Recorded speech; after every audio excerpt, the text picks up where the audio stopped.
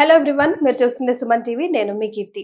Right now eyesight problem అనేది చిన్న నుంచి పెద్ద వరకు అందరికీ కామన్ ప్రాబ్లం అయింది. స్పెషల్గా చెప్పుకోవాలంటే పిల్లల్లోనే మనం సోడా ఉడ్డే అద్దాలు కూడా చూస్తున్నాం right from 5-6 years because off screen time. అది మనందరికీ తెలుసు, మనందరం ఒప్పుకోవాల్సిందే. అయితే దీనికోసం ఆయుర్వేదం ఏం చెప్పింది? పర్మనెంట్ సొల్యూషన్ ఏమైనా ఇచ్చిందా?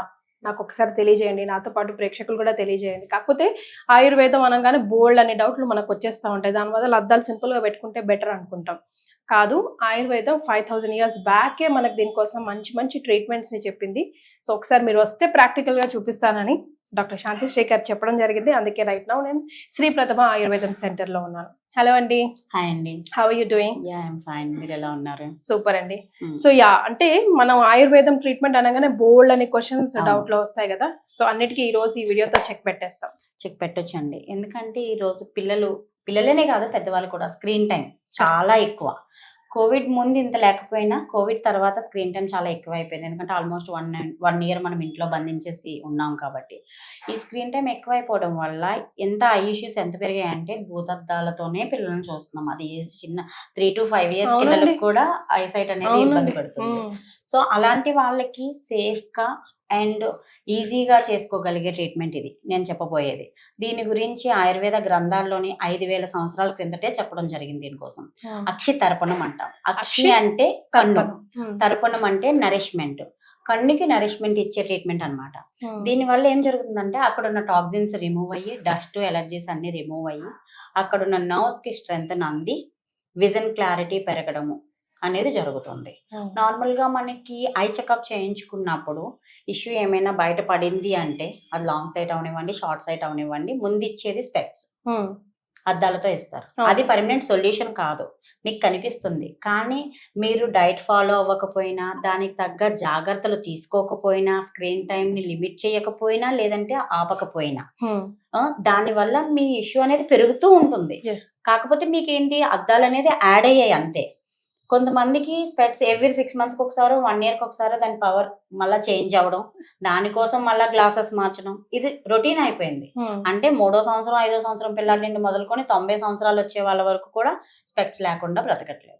సో అలాంటి వాళ్ళకి చెక్ పెట్టడానికి ఈ చికిత్స అనేది అక్షితర్పణం. సో చిన్న పిల్లలకి చేసుకోవచ్చా? చేస్తే వాళ్ళకి ఏమైనా ఐస్ కదా, ఐస్ అసలు మనకు చాలా ఇంపార్టెంట్.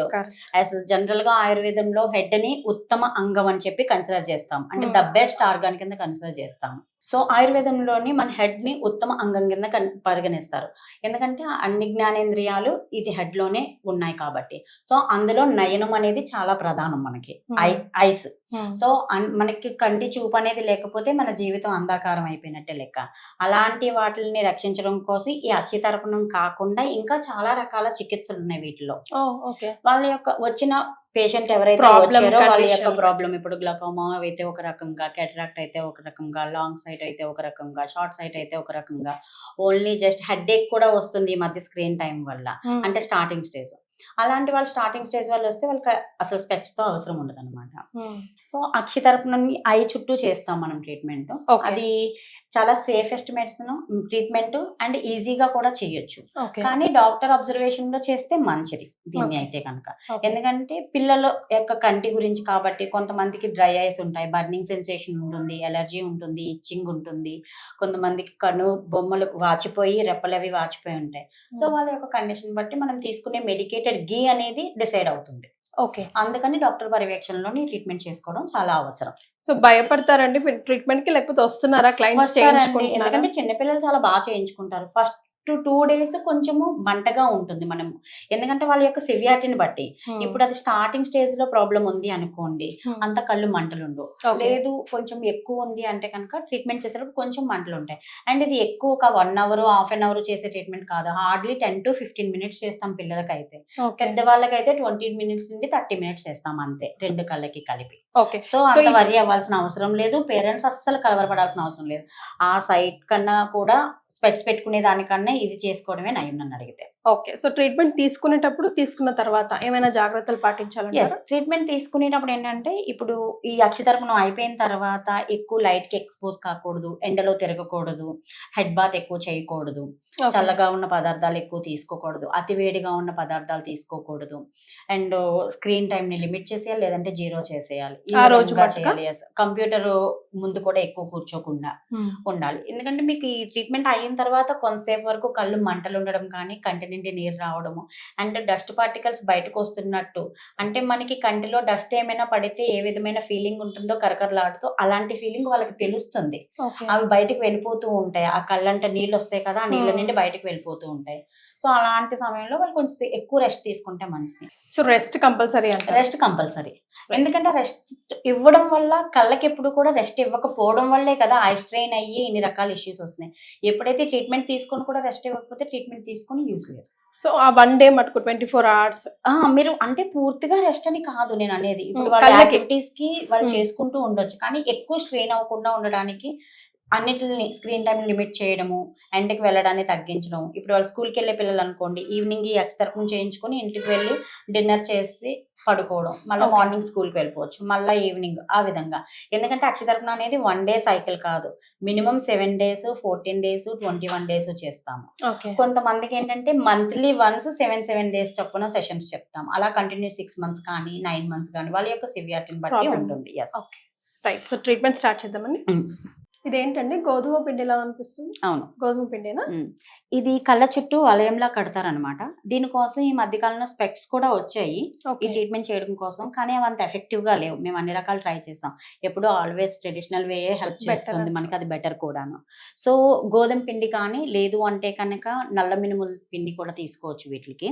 ఎందుకంటే ఆ జిగ్గటతనం ఉండాలి, అది స్టిక్కీగా ఉండి అతుక్కోవాలి అనమాట. ఓకే. ఎందుకంటే ఆయిల్ లీక్ అవ్వకూడదు, మనం వేసే ఆయిల్ కానీ ఘృతం కానీ లీక్ అవ్వకుండా ఉండడం కోసం అది హెల్ప్ చేస్తుంది. ఓకే. సో ఈ విధంగా వలయం కట్టిన తర్వాత దీనిలో మెడికేటెడ్ ఘీ వేస్తూ ఉంటాము. ఓకే. సో ప్రాబ్లమ్ ని బట్టి ఘీ చేంజ్ అవుతుందండి? Yes, అందులో వాడే ప్రాబ్లం బట్టి medication? వాడే మెడికేషన్ కూడా చేంజ్ అవుతుంది. ఇప్పుడు వాళ్ళకి పిత్త, ఇందాక మనం మాట్లాడుకున్నట్టు వాత, పిత్త, కఫ, ఆయుర్వేదంలో ఎప్పుడు కూడా ఈ త్రిదోషాసే మనకు ముందు వస్తాయి. వాత ఇంబ్యాలెన్స్ ఉంటే డ్రై ఐస్ ఎక్కువగా ఉంటాయి వాళ్ళకి, తర్వాత ఎక్కువ డ్రైనెస్ ఉండడం వల్ల ఇచ్చింగ్ అది ఉంటుంది. పిత్త ఎక్కువగా ఉంటే కనుక బర్నింగ్ సెన్సేషన్ ఉంటుంది. కఫ ఎక్కువగా ఉంటే ఇచ్చింగ్ ఉండి ఇది కంటి పుసుకులు అవి ఎక్కువ పట్టడం, కళ్ళు మూతపడిపోవడము, అతుక్కుపోవడం అని జరుగుతూ ఉంటాయి. సో ఒక్కొక్క కండిషన్ బట్టి ఒక్కో రకమైన మెడిసిన్ అనేది తీసుకోవడం జరుగుతుంది మనకి. సో ఇదంతా మీరు ఘీ బయటికి రాకుండా కవర్ చేయడానికి కోసం? అవును, ఘీ బయటికి రాకుండా కవర్ చేయడం కోసం. అంతసేపు ఎందుకంటే కళ్ళు తెరిచి ఉండాలండి, కంప్లీట్ గా క్లోజ్ చేసి? కళ్ళు తెరిచే ఉండాలి, కళ్ళు తెరిచి ఐస్ బ్లింక్ చేస్తూ ఉండాలి, క్లోజ్ చేస్తూ. ఇందులో కూడా ఇన్ని మాత్రా కాల అని చెప్పి, అంటే ఎన్నిసార్లు బ్లింక్ చేయాలి, వాత ఇంబ్యాలెన్స్ ఉంటే ఇన్నిసార్లు బ్లింక్ చేయాలని, పిత్త ఇంబ్యాలెన్స్ ఉంటే ఇన్నిసార్లు బ్లింక్ చేయాలి. ఓన్లీ మెడికేటెడ్ ఘీ ఒకటే కాదు, ఆ బ్లింక్ చేసే టైంను కూడా వివరించడం జరిగింది గ్రంథాల్లో. ఓ ఓకే. సో ఆయుర్వేదం అనేది అసలు దాన్ని బీట్ చేసేది లేదు. అయితే కానీ లైక్ జనరల్ గా అయితే మనం ఆయిల్ కళ్ళలో పోయినా, ఘీ కళ్ళలో పోయినా ఓ రెపరెపలాడుతూ ఉంటాం, పాడైపోతాయి, అదవుతాయి, ఇదవుతాయి. అవునవును, కానీ వరి అవ్వాల్సిన అవసరం లేదు. అసలు ఈ ట్రీట్మెంట్ కన్నా ఒకవేళ చిన్న పిల్లలకి చిన్నప్పటి నుండే ఎక్కువ వాళ్ళ స్క్రీన్ టైం ఉందనుకోండి, ఆవు నెయ్యి, సింపుల్ గా ఉన్న ఆవు నెయ్యిని డేలో రాత్రి పడుకునేటప్పుడు 2 drops కళ్ళల్లో వేసి పడుకోబెట్టినా కూడా వాళ్ళలో ఐసైట్ ని ఇంప్రూవ్ చేయొచ్చు. మెడికేటెడ్ ఘీ వరకు కూడా రాకుండా, ఓకే మా పాప చిన్న పాప కదా, చిన్న బేబీ, నేను వెళ్ళడము అంటే భయం పడుతున్న వాళ్ళు ఘీ వేస్తే ఫస్ట్ ఇనిషియల్ గా ఒక 2 days ఏడుస్తారు వాళ్ళు, కానీ ఏడ్చిన ఒక 1/2 hour తర్వాత చాలా బాగా పడుకుంటారు. ఎందుకంటే అక్కడ ఉన్న ఏవైతే మెటీరియల్ టాక్సిన్స్, డస్ట్ బయటకు వచ్చేస్తాయో, అండ్ అక్కడ ఉన్న బ్లడ్ సర్క్యులేషన్ ఇంప్రూవ్ అవడం వల్ల స్లీప్ ను కూడా బాగా ఇంప్రూవ్ చేస్తుంది. పిల్లలు ఎక్కువగా స్లీప్ ఇష్యూస్ కూడా ఉంటాయి. ఈ గ్లోబల్ డెవలప్మెంటల్ డిలే ఇష్యూస్ ఉన్న వాళ్ళు కానీ, ఆటిజం, ADHD పిల్లలకి స్లీప్ ఇష్యూస్ ఉంటాయి కదా, వాళ్ళకి ఇది బాగా హెల్ప్ చేస్తుంది. వాళ్ళకి జనరల్ గా ఐసైట్ ప్రాబ్లం ఉన్నా లేకపోయినా కూడా నేను ఇది తీసుకొని 4 చుక్కలు ఈచ్ ఐస్ లో వేయమని చెప్పి నేను చెప్తాను. లేదంటే కొంతమందికి ఏ రకం ప్రాబ్లం ఉన్నా కూడా ఇందులో ఒక ఘృతం ఉందన్నమాట యూనివర్సల్ గా, అంటే ఎవరైనా వేసుకోవచ్చు. అది దాన్ని త్రిఫల ఘృతం అని చెప్పేసి అంటారు. త్రిఫలతో తయారు చేసిన ఘృతం. దాన్ని ఐ డ్రాప్స్ కింద యూజ్ చేయమని చెప్తాను. వాళ్ళు డైలీ ఐ డ్రాప్స్ కింద వేసుకోవచ్చు. ఈవెన్ ఓరల్ గా కూడా తీసుకోవచ్చు దాన్ని. ఆ విధంగా తీసుకోవడం వల్ల ఐసైట్ ని ఇంప్రూవ్ చేయొచ్చు. ఈ ఇష్యూస్ అన్నిటి నుండి క్లియర్ అవ్వచ్చు. ఓకే. సో మేము ముందుగానే చెప్పారు అంటే డాక్టర్ పర్యవేక్షణలోనే చేయాలి అని చెప్పి. బట్ కొంతమంది ఎవరైనా నాకు కొంచెం ఐడియా ఉందండి ఇంట్లో చేసుకుంటానండి అన్న వాళ్ళకి వాళ్ళు ఈ ఐ డ్రాప్స్ అదే కౌగీన్ కానీ లేదంటే త్రిఫల ఘృతంతో కానీ చేసుకోవచ్చు. కానీ వెంటనే వాళ్ళకి ఏదైనా ఇరిటేషన్ కానీ లేదు అంటే ఇరిటబిలిటీ కానీ ఉంది అంటే వాళ్ళు భయపడకుండా అలాంటి టైంలో ఒకసారి తీసుకొచ్చినా, లేదు అంటే ఐస్ మసాజ్ చేసి అంటే హాట్ వాటర్ లోని కాటన్ ని డిప్ చేసి దాన్ని కొంచెము క్లియర్ చేసి ఉంచితే సరిపోతుంది. సో వేడి వేడి నెయ్యి వేయాలండి. వేడి వేడిగా గోరువెచ్చగా ఉండాలి. ఒక్కసారి వేస్తే సరిపోతుందా మళ్ళీ దాన్ని పీరియాడికల్ గా? లేదు, చేంజ్ చేస్తూ ఉంటాము. వేడి వేసిన వెంటనే అది చల్లగా అయిపోతుంది. ఆ టెంపరేచర్ చెక్ చేసుకొని మళ్ళీ మారుస్తూ ఉండాలి. అలా 10 minutes నుండి 15 minutes చేస్తూ ఉండాలి మనకి. ఓకే. ఏమవుదురా? మంచి స్మెల్ వస్తుంది. Eyes open open close. ఒక దాంట్లోనే వెయ్యి, తర్వాత వేద్దాం. ఇందులో ఎలా ఉందమ్మా? మంటగా ఉందా నీకు? ఓకేనా? కొంచెం ఓకేనా? నిలబెట్టు. మనం జనరల్గా పెద్దవాళ్ళకైతే 2 ఐస్కి ఒకేసారి చేసేసేయచ్చు అటు ఇటును. కానీ పిల్లలు కదా కొంచెం వాళ్ళు తట్టుకోవడం కష్టంగా ఉంటుంది కాబట్టి ఒక ఐ అయిన తర్వాత ఇంకో ఐకి చేస్తూ ఉంటాం అనమాట. Okay. So whole idea is ఆ మెడికేటెడ్ గీ అంతా కళ్ళకి కొంచెం ఇంజెక్ట్ అవుతూ ఉండాలి. ఐస్ బ్లింక్ చేస్తూ ఉండాలి. క్లోజ్ చేయి, ఓపెన్ స్లోలీ. సో దీనికి ఇప్పుడు ఐసైట్ ట్రీట్మెంట్ కోసమే మనం చేస్తున్నామండి. అంతే, కంటి చూపు మెరుగుపడడానికి.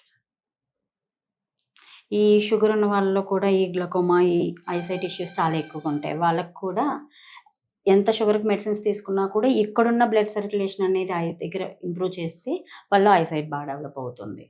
అండ్ ఈ సర్జరీకి వెళ్ళాల్సిన అవసరం కూడా ఉండదు. కానీ వాళ్ళు స్టార్టింగ్ స్టేజ్లో వస్తే బాగుంటుంది. లాస్ట్ స్టేజ్లో వచ్చి ట్రీట్మెంట్ అవ్వాలి అంటే కొంచెం కష్టం ఏదైనా సరే.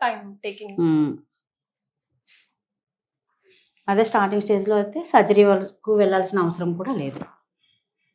అండ్ ఈ ట్రీట్మెంట్తో పాటు డైట్, విటమిన్ ఏ పుష్కలంగా ఉన్న ఫుడ్ ఐటమ్స్ తీసుకోవడం. ఫర్ ఎగ్జాంపుల్ క్యారెట్, అసలు క్యారెట్, లీఫీ వెజిటేబుల్స్ అన్ని, and nuts, seeds. Okay. So and ఈ ఆల్ఫా సీడ్స్ అని చెప్పేసి స్ప్రౌట్స్ ఎక్కువ తీసుకోవాలి మనం. బ్రకోలీ సీడ్స్ యొక్క స్ప్రౌట్స్, ఆల్ఫా సీడ్ స్ప్రౌట్స్ కూడా మనకు బాగా హెల్ప్ చేస్తాయి. పిల్లలకి ఎక్కువ ఎంత వరకు వీలైతే అంతవరకు జంక్ ఫుడ్ ని అవాయిడ్ చేసి, స్క్రీన్ టైం ని అవాయిడ్ చేసి, హెల్దీ ఫుడ్ ని ఇంక్లూడ్ చేస్తే హెల్త్ ఇష్యూస్ ఏమీ రావు. సగం ప్రాబ్లమ్ సాల్వ్ అయినట్టే. మనం హాస్పిటల్ వరకు వెళ్ళాల్సిన అవసరం ఉండదు యాక్చువల్ గా మన డైట్ లో మార్పులు జరిగితే. ఒకప్పుడు పూటకూలమ్మలు ఉండేవాళ్ళు. వాళ్ళు కూడా పూటకూలమ్మలు మీ ఊర్లో ఉంటారా అని అడిగేవాళ్ళు. అంటే ఆ పూటకి వండి పెట్టడానికి ఫుడ్ కోసం వలస వెళ్తున్నప్పుడు వాళ్ళకి. ఇప్పుడా గల్లీకి ఒక 10 రెస్టారెంట్లు, గల్లీకి ఒక 10 చైనీస్ ఇవి పుట్టుకొచ్చేసాయి. దానివల్ల మన యొక్క ఈజీగా 10 minutes లో మనకి ఫుడ్ ఇంటికి వచ్చేస్తుంది. 10 minutes లో అన్ని మన కాళ్ళ దగ్గరకు వచ్చేస్తున్నాయి. ఆ 10 minutes లో రావడం వల్లే ఈ ఇష్యూస్ అన్ని ప్రాబ్లమ్స్ కూడా అంతే ఈజీగా వచ్చేస్తున్నాయి. అంతే. అది పిల్లల దగ్గర నుండి అందరికీ ఇంకా వాళ్ళు వీళ్ళని లేదు. లేదంటే ఒకప్పుడు ఉన్న లైఫ్ స్పాన్ ఎక్స్పెక్టెన్సీ ఎంత ఉండేది, ఇప్పుడు ఎలా ఉంది. అందుకే ఈ ఈకిగై అని చెప్పి విన్నారా? జపాన్ వాళ్ళది. వాళ్ళ యొక్క పద్ధతి అవలంబిస్తే చాలా బాగుంటది. వరల్డ్ వార్ తర్వాత, సెకండ్ వరల్డ్ వార్ తర్వాత అతలాకుతలం అయిపోయింది. అయినా కూడా వాళ్ళు ఈ యొక్క లైఫ్ స్టైల్ని అవలంబించడం మొదలుపెట్టిన తర్వాత వాళ్ళందరూ హెల్దీగా ఉన్నారు. మనం కనుక అవలంబిస్తే మనం హెల్దీ నుంచి వెస్టర్న్ ఆపాదించుకొని మనము వాటితో పాటు రోగాలను కూడా ఇన్వైట్ చేస్తున్నాం. అంతే, కొత్తవి, పాతవి కాదు. సో ఈ ప్రాసెస్ మొత్తం తీయడం, పెట్టడం, మళ్ళీ కొత్తది యాడ్ చేయడం అంతే, బట్టి కండిషన్ బట్టి మారుతుంది. అంతే. ఇది అయిపోయిన తర్వాత ఆ రింగ్స్ తీసేసి కొంచెము ఐస్ మసాజ్ చేస్తారు. సో వాళ్ళకి కొంచెం ఏదైతే ఇరిటబిలిటీ ఉంటుందో అండ్ కళ్ళని నీళ్ళు రావడం, మంటలు అవి ఉంటాయి కదా, కొంచెం అది తగ్గుతుంది. దాని తర్వాత హాట్ వాటర్తోని కాటన్ని డిప్ చేసి ఐస్ని క్లీన్ చేసి ఒక 1/2 hour రెస్ట్ తీసుకోమని చెప్తాము. తర్వాత పంపించేయడం జరుగుతుంది. ఓకే. కొంతమందికి కండిషన్ బాగా సివియర్ ఉన్న వాళ్ళకి హెడ్ మసాజ్ అది చేసి శిరోధార కూడా దీని తర్వాత శిరోధార అది పెట్టడం జరుగుతుంది. ఓకే. థ్యాంక్స్ నానా, థ్యాంక్స్ ఫర్ యువర్ సపోర్ట్.